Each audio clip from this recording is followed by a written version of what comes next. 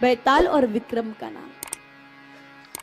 मेरे भाई बहनों, ये जो बेताल था, ये बेताल एक भूत था, पिशाच था। और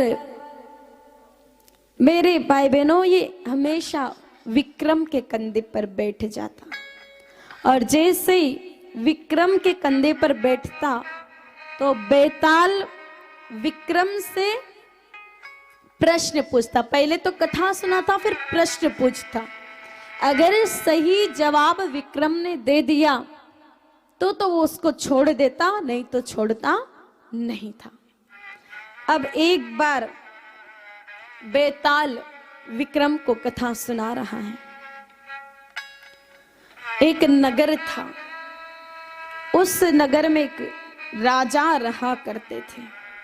बहुत ही धर्मात्मा राजा थे, बहुत ही मेरे भाई बहनों धर्म का काम करते थे, अपनी प्रजा का भी खूब अच्छे से ध्यान रखते थे, खूब अच्छे से राज्य को संभालते।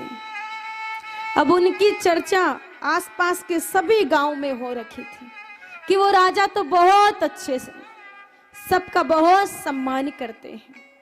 अब कुछ साधुओं की टोली एक बार उस राजा के राज्य से होकर के जा रही थी, तो विचार किया कि राजा का बहुत नाम सुन रखा है, तो राजा के यहीं पर रुक जाते हैं।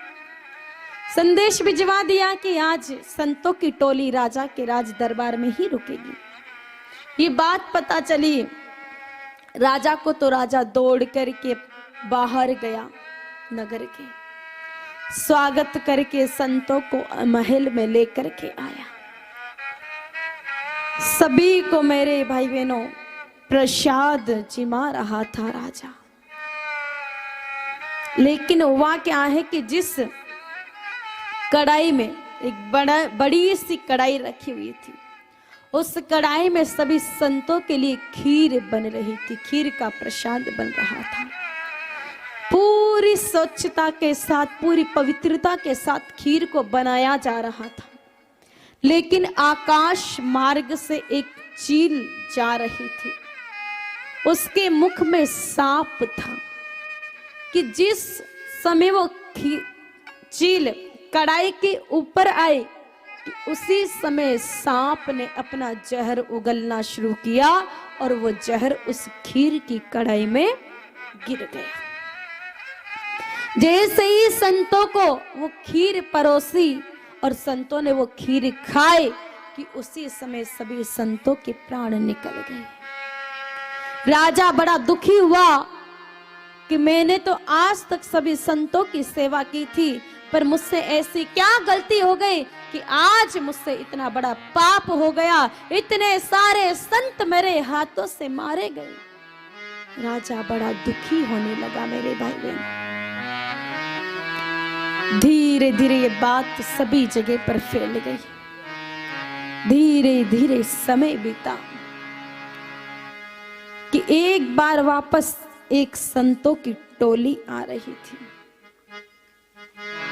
उन्होंने एक महिला से पूछा कि तुम्हारे यहाँ पर एक राजा रहते, सुना है बहुत धर्मात्मा है, हम चाहते हैं कि आज का रात्रि विश्राम राजा के महल में ही करें। उस महिला ने कहा कि बिल्कुल भी मत रुकना राजा के यहाँ पर, राजा तो बहुत पापी है। कुछ समय पहले ऐसे ही आपके जैसे संतों की टोली आई थी, पता नहीं जहर दे दिया कि क्या दिया कि सारे संत मारे गए। मना कर दिया उन संतों को। वो संत आगे चले गए मेरे भाई बहन, वहां नहीं रुके। अब धीरे धीरे समय बीता कि राजा की मृत्यु हो गई। अब राजा की मृत्यु हुई तो कुछ समय बाद उस महिला की भी मृत्यु हो गई। अब बेताल ने विक्रम से पूछा कि बताओ विक्रम, जितने भी संत मरे हैं उनकी ब्रह्म हत्या का पाप किसे लगा है? सांप को लगा है, चील को लगा है, या फिर राजा को लगा है? किसको लगा है उसका पाप? इन तीनों में से बताओ। विक्रम ने कहा कि ना तो सांप को पाप लगा है, ना ही चील को पाप लगा है, और ना ही राजा को पाप लगा है। ये सारा का सारा पाप तो उस महिला को लगा है जिसने राजा की निंदा की है। बिना जाने ही राजा की निंदा कर डाली है, उसने पहले पूरा सच नहीं जाना। विचार करो, निंदा को कितना बड़ा पाप बताया है।